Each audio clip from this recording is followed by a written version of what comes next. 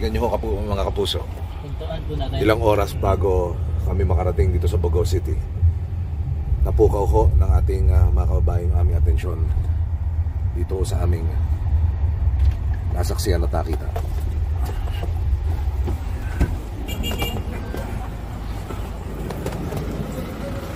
GMA 7 po. Magandang umaga ho. Yung mga kababayan po natin.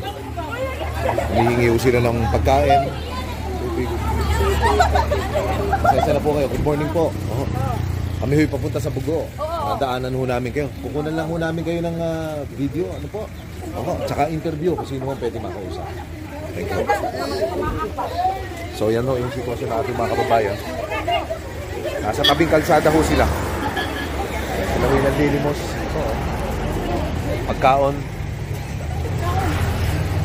Tubig. Sila ho, tubig. Kailangan nila. Tubig. Pinaparating ko ho sa pamamagitan ng post na ito yung kanilang pangangailangan natin makikita.